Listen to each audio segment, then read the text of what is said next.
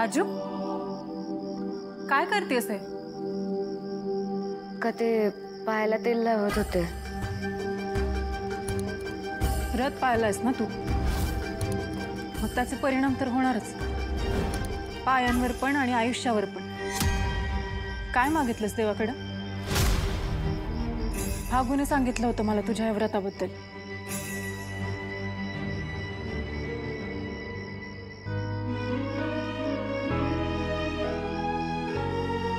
भागू आपल्या घरातला आपल्या सगळ्यांना जोडणारा महत्वाचा धागा होती. ती सगळ्यांना हवीहवीशी वाटायची, कारण आपल्या मनातल्या सगळ्या गोष्टी ती एकमेकींना न चुकता पोहोचवायची.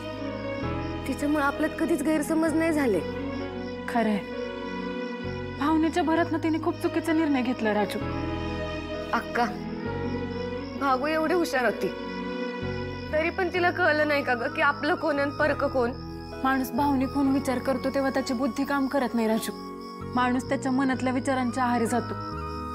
भागूने पण दादाच्या विरोधात जाऊन निर्णय घेतलाय, तो भावनेच्या भरातच घेतलाय. पण अक्का, या सगळ्यात दादाला त्रास होतोय ना ग.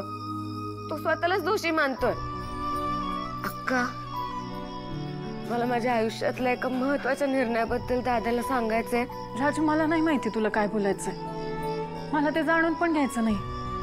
मी तुझा हात धरणार नाही, तुला रोखणार पण नाही. पण जे काय करशील ते दादाची इच्छा डावलून करू नकोस. स्वतःच्या सुखाचा विचार करताना दादाच्या डोळ्यात पाणी येईल असं काहीच करू नकोस, कारण दादाच्या डोळ्यात पाणी आलं तर आपल्याला सुख कधी मिळूच शकत नाही.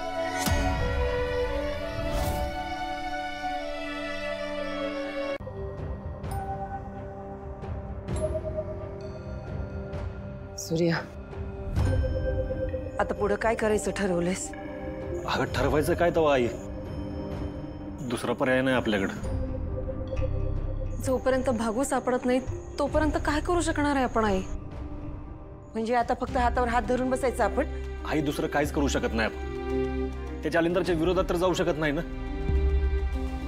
आपण भागूला सोडवण्याचा प्रयत्न करतो हे जर त्याला कळलं ना, तर भागूसोबत काय पण करू शकतो आणि ते मला नाही होऊ द्यायचं.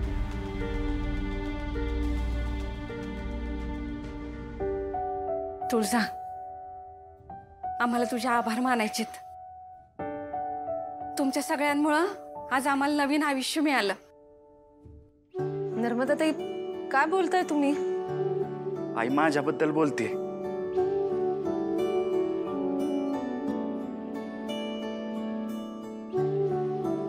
प्रसाद? प्रसादला नीट बोलता येतंय, म्हणजे तो नीट बरा झाला असं नाही म्हणता येणार, पण त्याला सगळ्या गोष्टी समजायला लागल्यात. हे सगळं तुमच्यामुळे झालंय. नर्मदा ताई, हवं देवच पावला म्हणायचं की. आम्ही सगळीजण तुमच्यासाठी लय खुश आहे बघा.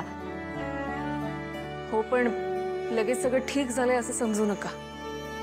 प्रसाद पूर्णपणे बरा होईल यात काही वादच नाहीये, पण त्यासाठी आपल्याला काही औषधं सुरू करावे लागतील. तुम्ही म्हणाल तसे उपचार पण घेईन मी, पण आता आपल्या भागुताईची सुटका हे मला महत्वाचं वाटते.